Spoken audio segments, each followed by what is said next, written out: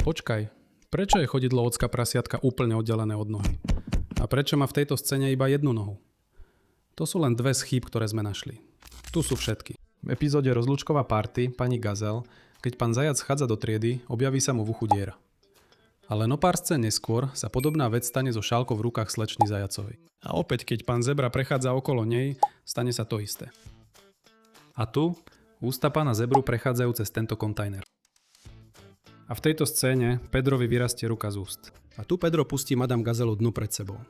A hneď ako vojde do triedy, všetci zakričia prekvapenie, vrátane Pedra, ktorý bol práve vonku. Nedáva to veľmi zmysel však. V epizóde Straženie detí pozrite sa na mamu prasiatko tu.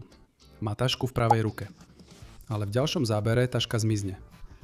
O pár snímok neskôr sa však taška znovu objaví. Tentoraz však v ľavej ruke. V tejto scéne vidíme za televízorom dvere. Ale v každej inej epizóde bola za televízorom len obyčajná stena. A v tejto scéne Pepa nemá ruky. Je tam len rukáv od pyžama, ktorý navyše prechádza cez deku. A keď Pepa a George zídu do obývačky, môžeme vidieť vypínač pri dverách. Problém je však v tom, že o pár scén skôr tam vypínač nebol. Pokračujeme v epizóde Pedrov kašeľ. Pozrite sa na poštový otvor na dverách. Je otvorená, ale v ďalšom zábere sa sama zatvorí. Keď doktor Hnedý medveď otvorí dvere svojho auta, urobí to bez toho, aby sa dotkol kľúčky. A keď nastupuje do auta, jeho tvár zmizne za dverami auta, aj keď sú priehľadné. Ale v ďalšom zábere sa znovu objaví. Keď dorazí do školy, pozorne sa pozerajte. Keď vstupuje do triedy, stojí priamo pred dverami. Ale keď sa scéna oddiali, zázračne sa od nich presunie ďalej. A naľavo od globusu bola na začiatku epizódy tabuľa. Ale teraz tam už nie je. Ale len o niekoľko snímok neskôr sa tabuľa znovu objaví, ale tentoraz chýba globus. Potom, čo doktor Hnedý medveď dá Petrovi liek, globus sa vráti. A nakoniec, keď prídu rodičia deti, veci sa ešte viac komplikujú. Najprv jasne vidíme ocka prasiatka, mamu ovečku, pani Zajacovú, pani Psovú, pani Poníkovú a pána Zebru, ako prichádzajú do školy.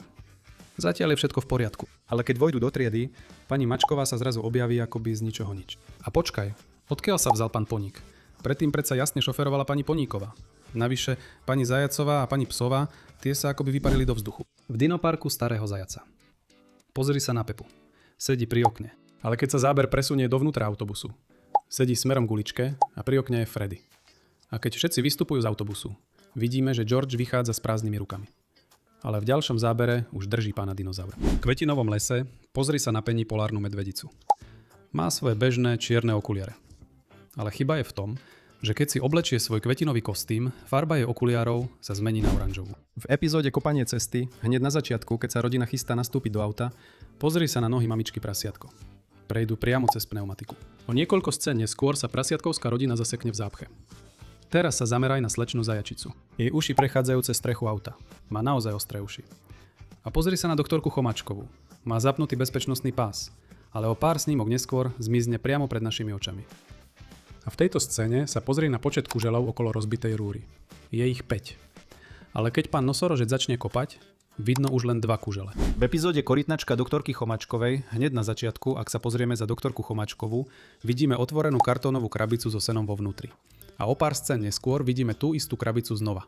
Tentoraz je však zatvorená. A tiež sa pozrie na Pepu a Suzitu. Sedia vedľa seba. Ale keď sa scéna priblíži, Pepa sedí pred Suzy. Tiež mačička Kika sedí pred líškom Ferkom. Ale len o 2 sekundy neskôr sedí Freddy pred Kikou. A keď vojde Pedro, Pepa sa zrazu objaví medzi Kikou a Freddym. Keď doktorka Chomka ukazuje deťom svoju korytnačku, vidíme za ňou skrinku. Ale len o pár snímok neskôr zmizne. A nakoniec, keď sa korytnačka zasekne na strome, doktorka Chomka zavolá na hasičskú stanicu. Keď hasičské auto smeruje na miesto záchrany, vidíme Kandymačku sedieť v aute. Problém je však v tom, že sme ju pred chvíľou videli s ostatnými deťmi. V epizóde Dedo prasiatko a jeho počítač idú Pepa a Jurko k dedovi domov, aby im opravil hodiny. Keď Pepa podáva dedovi svoje pokazené hodiny, obe ručičky visia dole. Ale keď dedo prasiatko vchádza do svojej kôlne, ručičky hodín zmenia polov. A znova, keď je vo vnútri kôlne, ručičky sa vrátia na pôvodné miesto. Tiež tento kľúč na naťahovanie tam predtým nebol. Objavil sa z ničoho nič. A v tejto scéne ide ruka deda prasiatka priamo cez knihu. A tu, ak sa pozrieme priamo za hodiny, môžeme si všimnúť košík s náradím.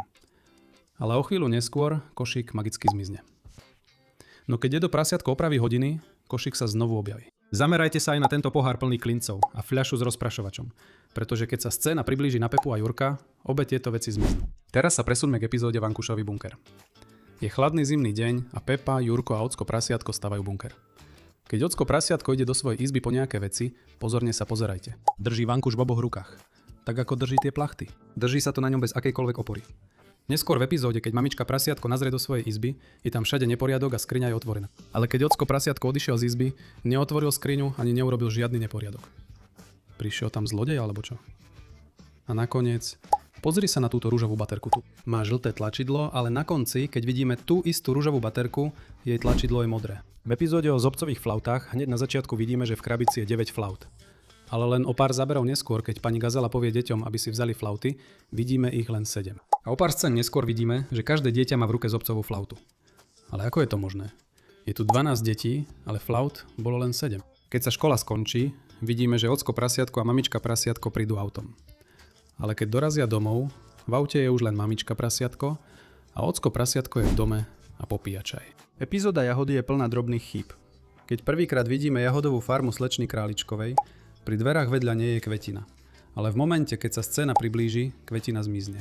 Potom, keď slečna Králičková ukazuje farmu, zrazu sa objaví niekoľko košíkov, ktoré tam pred pár sekundami na tom istom mieste neboli. A nakoniec, keď sa Pepa chváli, koľko jahôd nazbierala, jedna z jahôd v Georgeovom košíku medzi zábermi zmení svoju podobu. Epizóda Kylie Kengura má problém s obuvou.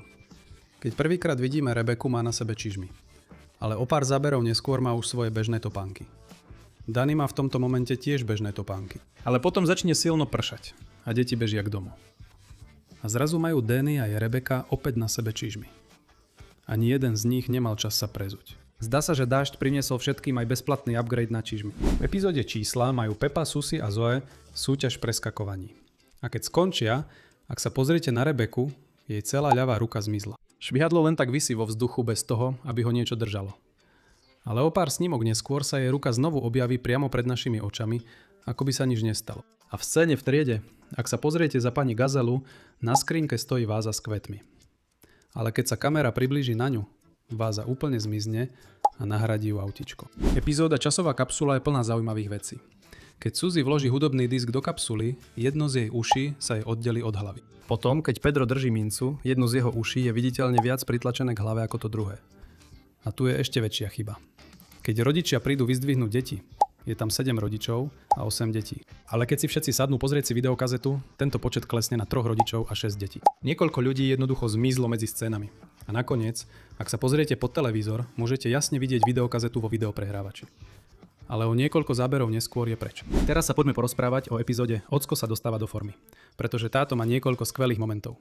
Keď Pepa, George a mamička prasiatkova sledujú pána Zemiaka v televízii, nemá na sebe klobúk. Ale v momente, keď ocko prasiatko vojde do miestnosti, pán Zemiak má zrazu na sebe klobúk. Potom sa zamerajte na diaľkový ovládač na pohovke, pretože keď mamička prasiatková privezie do miestnosti stacionárny bicykel, ovládač úplne zmizne. Epizóda Učiteľ pán Bík začína chybou, ktorú je naozaj ťažké vysvetliť. Hneď na začiatku rodičia privádzajú svoje deti do školy. Ak sa pozriete na auto mamičky Ovečkovej, môžete vidieť Pedra a Suzy, ako sedia na zadnom sedadle. Vyskočia a idú do triedy. Ale potom z toho istého auta vystúpia aj Dani, Miška Mandy a mačička Kika.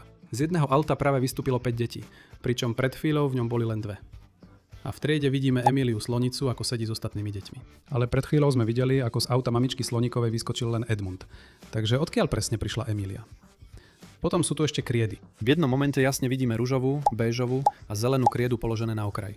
Ale keď sa záber priblíži na pani Gazelu a potom sa opäť oddiali, zelená a bežová krieda si vymenili miesta. Potom, keď pani Gazela dostane telefonát, zelená krieda sa sama od seba pohne šikmo.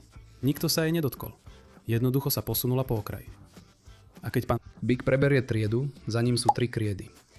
Ale potom, čo ho deti privítajú, sa zrazu objaví 4. modrá krieda, ktorá tam predtým nebola. V epizóde Zmrzlina, keď detko prasiatko prelieva jahody z misky do džbánu, jahody sú úplne celé. Žiadne rezy, žiadne plátky, len celé jahody. Ale v momente, keď dopadnú do džbánu, sú už nejako nakrájané. Potom sa pozri na mlieko v džbáne. Je zjavne biele. Ale keď babka prasiatko začne liať ingrediencie do mraziaceho vrecka, mlieko je ružové. A potom prichádza najlepšia chyba tejto epizódy. Keď Pepa podáva zmrzlinu svojim kamarátom, Suzy si pýta malinovú a Mandinka čučoriedkovú. Môžem dostať malinovú? Môžem dostať čučoriedkovú, prosím? Jednoduchá objednávka. Ale keď im Pepa skutočne podáva zmrzlinu, Suzy dostane mätovú, Mandinka dostane jahodovú a čučoriedková sa nejako dostane k Zoe, ktorá si ju ani nepýtala. Pepa dokázala pomýliť úplne každú objednávku. V epizóde Stratené kľúče, keď mamka prasiatko vloží košík do kufra, môžete jasne vidieť v košíku prázdnu fľašu a podložku. Ale keď ide zatvoriť kufor, obe veci úplne zmizli. A potom nasleduje scéna s odtokom. Keď slečna zajačica hodí kameň do odtoku, aby zistila, aký je hlboký, jasne počujete špliechnutie. 6. To znamená, že na dne je voda.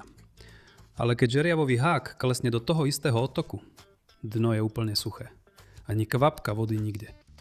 A verte nám, takýchto chýb je oveľa viac. Sledujte nás ďalej, pretože len začíname.